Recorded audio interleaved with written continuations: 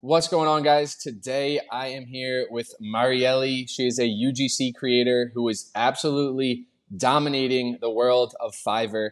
Today we're going to be diving deep into how you can build your UGC business on Fiverr. We're going to be getting into all the tips and tricks. I'm super excited for this one. Marielle, welcome to the show. Hi everyone over the internet. So first, I want to jump in. Why did you really choose Fiverr as like your kind of go-to platform for landing UGC deals?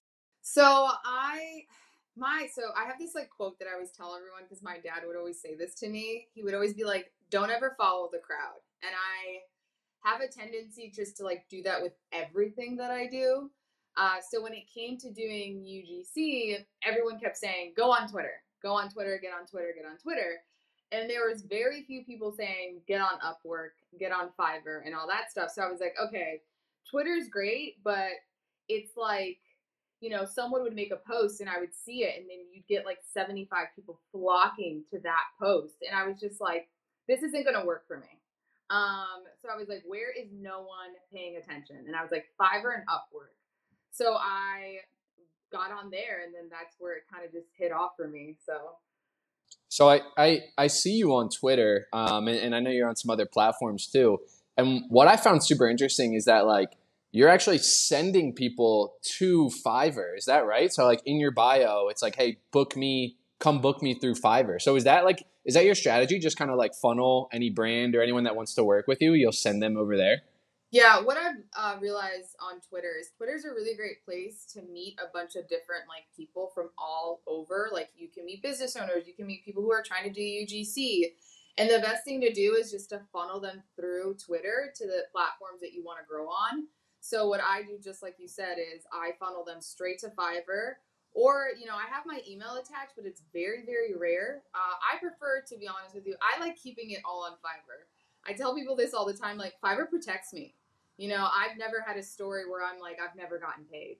I've never had Right. a story where, someone can't pay me or doesn't want to pay me after I've sent the deliverables, because on Fiverr, which is really dope, is you have to toggle it on, but there's a feature that allows you to put Fiverr's watermark on it. So I don't have to send the client a watermark thing. Fiverr does it for you. And as soon as they pay for it and they complete the order, they get the video. So until they complete the video, until they say they're happy with it, they're not getting an unwatermarked video or Gotcha. document. So it's like, So it really protects me. I'm assuming Fiverr takes, some percentage They do. of what do they take? They take 20%. It is a lot. But I used to be an Amazon seller. Okay. So that's how much Amazon started taking after, like, I was an Amazon seller before it became like super big now, like in 2015 is when I started. And they were taking around that time, I'd say like 15 to 16%. And like, I already knew because my mentor had told me like, they're going to start taking 20%, Right.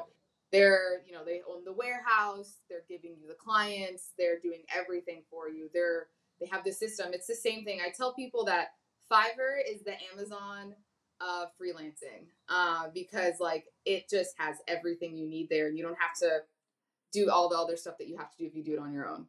So that 20% then is worth it to you because you don't It's have to worth deal with the hassle, the payments, you're getting paid, and they're also sending you clients, right? it. Do you have an idea of like what percentage of people that book you found you through Fiverr versus like other platforms? Real quick, if you're a content creator that's looking to land more brand deals, you need to check out the Brands Meet Creators newsletter. We send tons of opportunities to work with brands, plus an actionable tip for landing more UGC and brand partnerships every week. Check us out in the link below or at brandsmeetcreators.com. I don't know that much nitty gritty, but like the impressions are up. So like my impressions right now, because I look at it about every other day. Uh, The other day it was like at I think like 1,200 because every day they tell you how many impressions you've hit. I wish they would tell me like if it's coming from Pinterest or if it's coming from Twitter. It's not there yet. They're getting better. I think that now that more people are going remote and they're using their platform, they're having to upgrade a lot of things. Because as much as I love Fiverr, I also get irritated by Fiverr because of the lack of technology that they haven't advanced to. So like for instance, I tried hiring a VA to take care of my message inbox because it was just getting out of control. And they don't have a feature that allows you to add someone without having full control of your platform. So like I had to give her all access because they don't have like an admin feature, which I complain about at least once a month on Twitter to see when they're gonna let me know like, oh, we have an admin feature now, which it just doesn't make sense to me. There's a lot of businesses that run through Fiverr, and they've been around for a while. For them not to have this feature is a little weird for me, but other than that, there's a couple other things, but other than that, I love them. So with Fiverr, and I know you're kind of a numbers person as well. So am I. What type of analytics can you see? Like, I didn't even know that you could see the number of impressions that you get. Like, that's awesome. So you can see impressions. I'm sure you probably see like your like average order value. Like, what exactly does Fiverr give you insights into? So pretty much like everything you would think of. So like you just said, like average order value, repeat customers, what countries people are ordering from you the most. What's another one that I really like? They tell you cancellations. They tell you, I think I already said repeat customers, but yeah.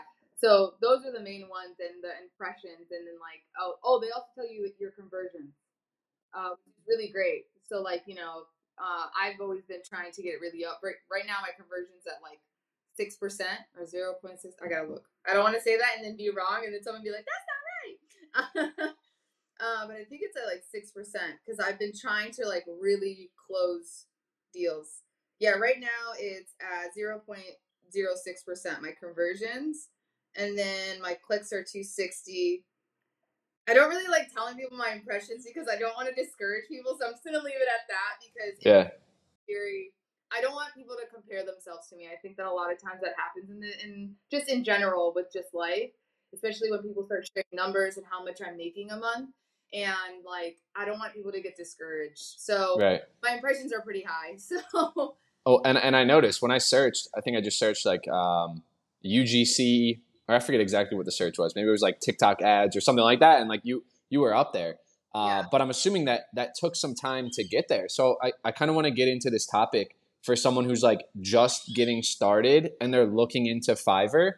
What would you recommend for that person? Like the process. I'm sure it's tough. You know, you're starting at zero. You have no reviews, no nothing. Like, how do you build up this listing to the point where you're starting to get some traction on the platform? So I'm gonna tell you what worked for me and because what I did was I went on YouTube, right? And I was like, okay, Fiverr's been around for a while. There's OG Fiverr people that are been on Fiverr for a long time. So let me see what they're doing because everything can be reverse engineered for what you're trying to do. So that's what I did. I was like, I'm gonna see what the top writers are saying to do on Fiverr. And that's what I did. And one of the girls that I found on YouTube was like, if you don't have an account, you've never had an account, the best way to rank is to literally be online 24/7. And I know that for some people that is not a thing, right? Like there's a lot of moms who do UGC, so that's not a thing that they could do. But like I made sure that my laptop had my Fiverr open, my iPad had my Fiverr open, and my phone had the app open at all times. Because what happens is the algorithm starts all of these platforms are algorithms, right? And you have to manipulate them or have to like get them to like you. And the way to get them to like you, for especially for Fiverr, was for me to be online all the time. So I did that. I literally was not sleeping. I don't recommend this, but like I was answering messages at like 3 a.m., 4 a.m. And it's because I was like, this is what I have to do. Like, if I want to do this full time, then I have to do what everyone else doesn't want to do, which is stay up until 2 in the morning answering messages, seeing if I might get a message, right? I was, answering messages at 5 and sometimes not going to bed till 11. Like, I didn't care. Like, I was like, how like Will Smith says, I'm going to outwork everyone if I have to. And that's what I did. And then, I made sure that like every single person, the top 15 people that I booked with me, I made sure that I delivered like the best, extreme, best service that they would come back, which is funny, they all come back. I have my third client that I actually work with. It's like I work with them like every other month. They come back all the time, and it worked, and then I got really great reviews. And I think that's what just boosted me even more, because reviews are a super big thing on Fiverr. Like, they're huge. And I know that sometimes it's really intimidating to ask someone, like, did I do a good job? But I was like, I'm just going to deliver over the top so that they give me a 5-star review. And when I would ask for those reviews, I was never scared, because I knew that I did a really great job that no one else was doing. And then, like, other things, I just did a lot of things that other people weren't talking about too in the UGC community. Like, at first, I will openly admit, I was giving them raw footage because I was like, hey, you can have this just in case you want to use it, because I wanted to get my reviews up, right? Like, I did certain things. I even like I would make like trending videos for products, and I would give it to them for free. I'd be like, here, put this on your TikTok page. I want to help you grow. And they would like love it. Like, they would eat it up. They'd be like, what? Because if you make a business feel like you really, because I genuinely do. I work with a lot of small, medium businesses, and I want to see them grow. Like, it makes me happy. Like, when they post my video and it gets 50,000 views, right? Like, and I'm helping them, and they message me, and they're so giddy because, like, you're helping. I feel like I'm helping a community of small businesses because I myself am a small business.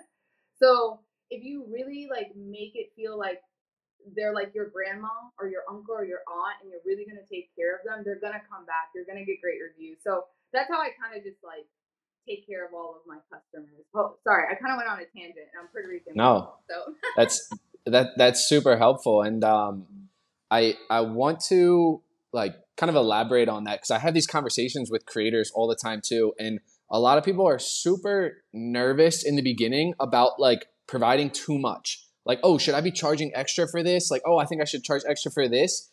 And I think that limits a lot of people. Like, to your point early on, you're like, take it. I'm giving you everything. Over deliver, over deliver, over deliver. And then that created kind of this like snowball for you. Is that how you feel about it as well? It's like in the beginning, it's just like try to do as much as you can just to kind of get yourself out there. you have to, because the thing is that you've got to understand, right? Like, now I'm at a point where I don't do that, right? Because I'm just too busy. I can't just give all these things for free. Now, mind you, there are some clients that I've worked with since the beginning that I'm like, you're grandfathered in. I'm always going to do certain little things for you, but not for everyone.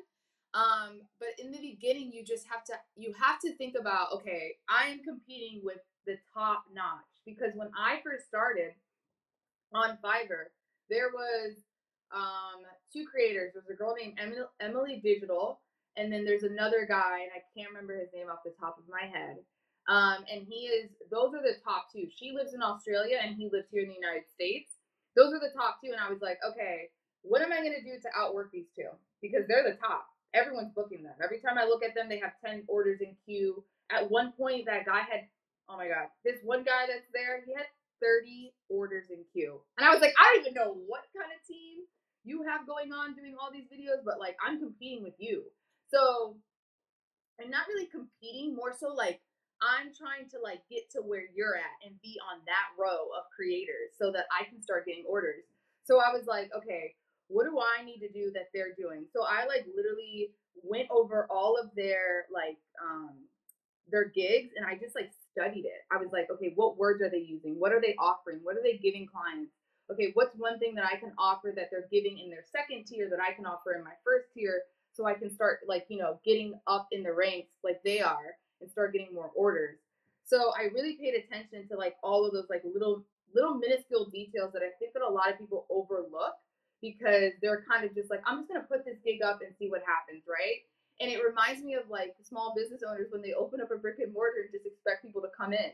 Like, you have to make it seem very like you want them. How should I say this? Sorry, I'm kind of going all over the place. You can cut this part out.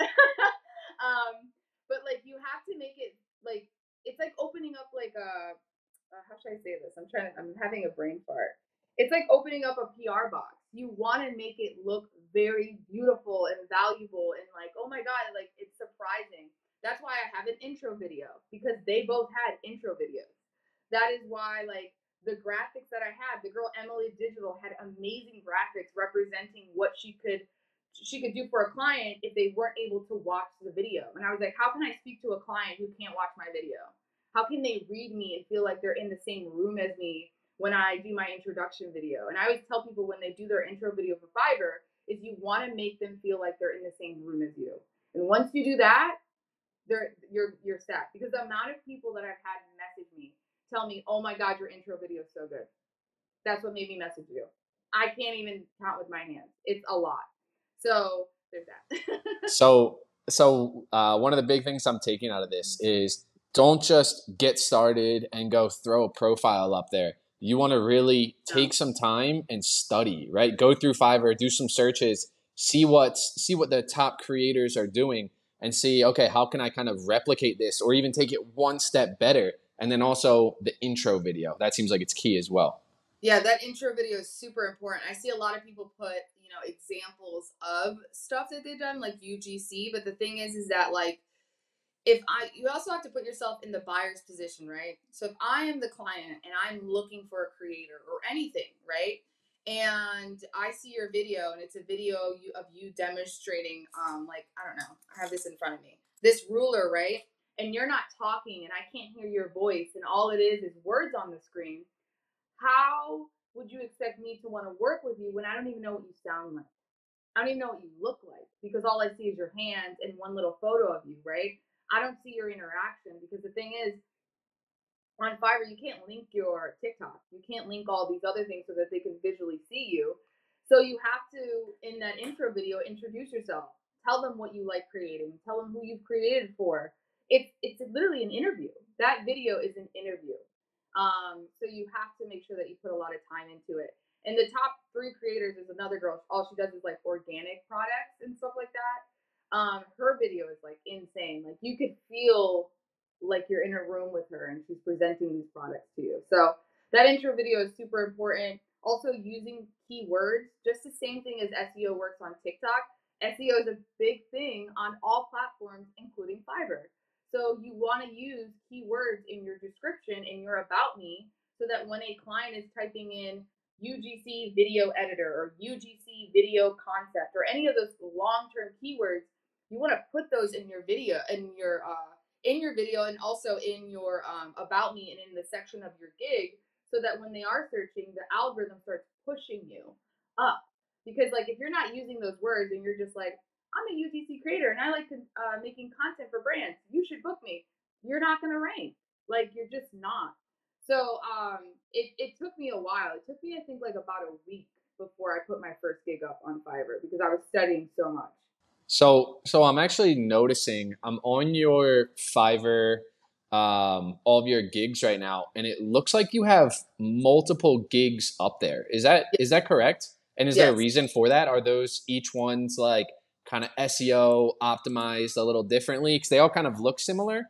Yeah. But what's So the thought I'm process behind revamping that? mine right now. So don't be too much. I'm like revamping my Amazon one and changing a bunch of things because I did like notice again SEO, right? Like I had my Amazon up for a while and I was realizing I wasn't getting that much impression. So I was like, okay, I need to revamp everything for that.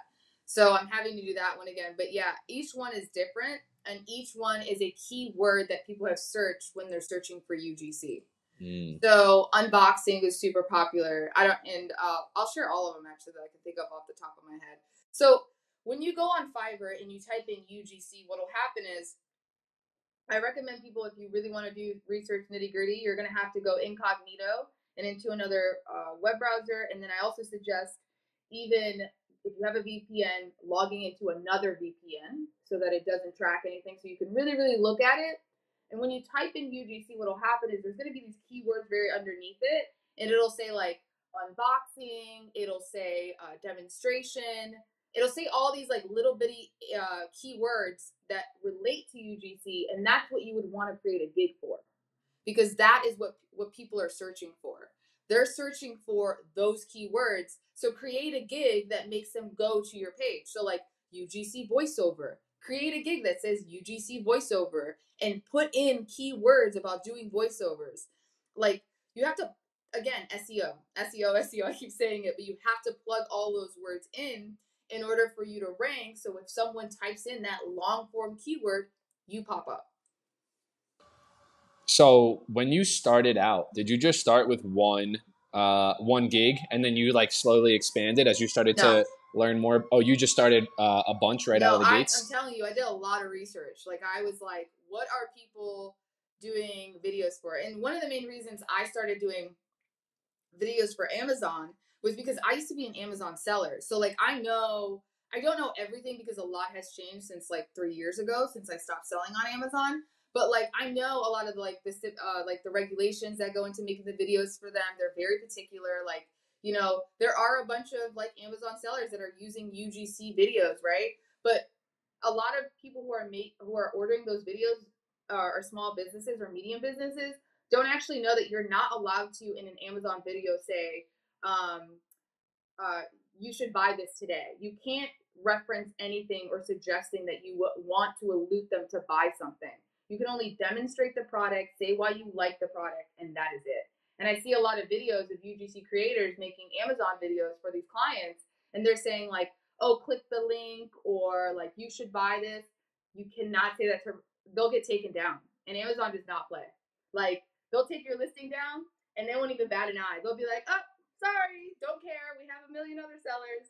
So these are things that I know, and that's one of the main reasons why I started selling on Amazon. And I even would tell clients, I'm like, I can't say that. You're gonna get your listing's gonna get taken down. They're like, "Oh, I didn't know that." I'm like, "Yeah, I know that because I used to be an Amazon seller." So it's like little things like that that you also have to be very careful for. I think also not to veer off topic of like UGC and Fiverr and all that stuff, but like even like knowing when you're creating an ad for a particular item, where they're going to be running it. So like for instance, like, you know, there's certain supplements that you're not allowed to say on TikTok or any platform. And if it's a new seller, and these are things you just have to be aware of. If it's a new small business, you need to make sure that you know these things so that this person isn't spending their hard-earned money on a video that they can't even use. Right. Because that's going to suck. You know what I mean? And they're really relying on you as a creator, as a UGC ad creator, to know these things. And if you don't and you wasted their time and their money, it's going to put a sour taste in their mouth. So these are like little things you learn along the way, but it's something that I think a lot of UGC creators don't really talk about, and something that I learned on my own. But yeah. On that topic, right? Running ads and kind of like the different contexts for different platforms. I guess with Fiverr, it's kind of like they make that payment and then they own the rights to that video. Like, I guess there's no contracts outside of Fiverr, and there's really no like, hey, you get usage rights for a certain amount of months, or how is that handled? So I have usage rights on all my content. So the cool thing also about Fiverr that I like a lot is that whatever agreement that that you guys agree upon on like when you're about to like give them the offer, that is your binding agreement. So in my so when you order from me, there's a section that has a bunch of questions, and they're yes and no. And I have all of the stuff that I have in my other contracts that I give people that I don't work with on Fiverr in there. And it says, this video is for 12 months usage rights. Do you agree to this? Yes or no? Yes. Do you, this cannot be used for anything but digital, any non-digital billboard, such and such cannot be used. Do you agree or not agree? Yes or no? And I let my clients know even before then, like, hey, these are all the questions that you're going to be asked. If you have any questions before we come to an agreement, make sure that you let me know. And no one ever disagrees. I've never had an issue. I think I've had 2 clients out of since I started doing this in end of April that ever like, no, we want full usage rights. And I'm like, I don't do that. Sorry. I just don't do that. So cool. That's super helpful that Fiverr kind of handles all of that as well. yeah. Kind of going back to you just getting started on the platform, was it difficult to get that first order and then it was kind of like a snowball effect after? Because I'm assuming, you know, a new listing up there, 0 reviews, it might be a little bit tougher. Did you find that the first one was harder and then it's kind of been like a exponential growth, or like what's that whole the whole process been like since you first got started to now? So I had a Fiverr account that was like idle for I don't know how many years. I had it, I think if you look on my account, it says like 2018 on there, I think it was, or 2017. And I had a couple reviews, but it was like, because again, I was an Amazon seller and I used to do like Facebook ads and all sorts of just different things. I had a bunch of like different listings up there. So I think that, and the thing is, I don't know if it does or if it doesn't, because the thing also about Fiverr is they don't really give you that information to see if SEO really works, or if it's like me going on YouTube and finding out this information, because even long-term people who have been selling on Fiverr, like, we don't know how the algorithm works. We just don't. We can tell you what's worked for us and then that's it. But one of them did say, like, if you have a longer account with them, you do get pushed further because your account's not as new, right? But I also will say this, my account was idle for like 3 years. I hadn't used it at all. And when I did put that first gig, it took me about, I think, like 5 days to get my first order. 3 to 5 days, Pretty quick. I think it was. But I also feel like I was at the right place at the right time. I will openly say that because, like, there was no one doing UGC on Fiverr. Like, there wasn't a lot of competition like there is now. I think when I first started doing it, there was maybe like 500. You look now, there's 1,000. It's doubled. So And when I was think that? How long ago? that was in April, the end of April. Yeah, so it's doubled ever since then, right? And I'm always consistently telling people to get on Fiverr and to do all these things. And there are people that are outranking even the girl that I used to follow, right? But I also think that, even with me when I was doing everything and like going all crazy just because I was like, I need to rank, I need to get up, I need to be above the fold. That's my biggest thing is you want to be above the fold. Just like everything, even when you're doing like marketing, people don't scroll. They want to Right. see the deal right there, right? So you want to be again above the fold, and that was always my goal, which I think I am right now, which I don't know though. So what was I getting at? I don't even remember anymore. I have a final question for you. If you Okay. were to rewind, going back to April, is there anything that you would have done differently throughout this whole process? I think one of my biggest things is the contract. I don't the contracts because I didn't know any better, right? Everyone was saying like, you get deals from Twitter, you get them here and there, and I just was kind of just giving my I guess you could say like my property, my own self to these companies without caring. I was on certain apps and using them, and I didn't realize that like I had no ownership over it, and it started making me feel uneasy when I started realizing how much ownership I was giving to people. And I don't think that people really understand or fathom the greatness of you giving someone that much ownership over content that you create. And I have a video that's actually pinned on my TikTok that talks about it because my roommate used to be a model in New York City, and a girl that she worked with gave someone full unlimited usage rights, and she didn't know any better. Like, she didn't know. And now it's been 10 years and her image is still being used. And she is like on the side of a building here in LA. She took the photos in New York. She's holding a salad, and you can see it's on my TikTok. And I remember when I first started doing this, I didn't have a contract. And then I started telling my roommate what I was doing. And she's like, you need a contract. And I was like, why? And then she told me this story. And I was like, I've got to tell everyone this. This is crazy. So yeah, that I think that's one of the biggest things. Now, mind you, I didn't create too many videos for clients that would have that much, control over the content that I create for them. I kind of stopped it as soon as I knew. But yeah, that's one of the biggest things I wish I would have started That from the is beginning. that is such a wild story. And yeah, that's such a great point. Like get the contracts in place, make sure you have your usage rights defined. You don't want to be giving away all of the usage rights indefinitely for free. No, because I also tell people you have to think about it this way, right? Like, even if they're paying you, let's just say a year from now, you don't want to do this anymore. You're over it. Something happened where you're like, I'm done. I want to be a dentist at a dentist's office. I don't want to see myself. I don't want to be on social media anymore, right? And you gave someone full usage rights on the content that you've produced for them. And 5 years from now, this company blows up, right? And they're using a video that you created for them because that is what made their business blow up. And you don't want anything to do with this, but now you're seeing your video on TV, on your phone, when you're on YouTube, they're running ads, and you're like, I can't do anything about this because I gave them full usage rights. And people don't think about this, but I do. And I'm like, you never know. I even have a friend that I used to work with in Atlanta, Georgia, who someone used her image, and there's this lawyer on Instagram, and he posted about it. They used her image that they were only supposed to use as digital for like running an ad in like a little ad space for their shampoo and stuff because they blew up. And she saw it and she sued them because they weren't allowed to do that. And because she had a contract in place, she was allowed to sue them and she won.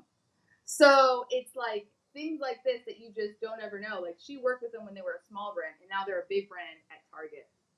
So these things happen. It's not like they don't. And you don't want to be that person that goes, damn it, I wish I would have had a contract. You heard it here. Get those contracts in place. Marielle, this has been a super insightful conversation. I'm sure all the listeners who are interested in Fiverr now have a ton of direction, a ton of different tips. Where can the listeners find you? So it's so easy. So you can find me on YouTube, TikTok, Twitter, Pinterest, Instagram. It's The Marielle Show. Awesome. And we will get that linked up in the description, in the show notes, wherever you're listening to this. Go scroll down, check it out. Marielle, thank you again. This was super, super valuable. You're welcome. I enjoyed it.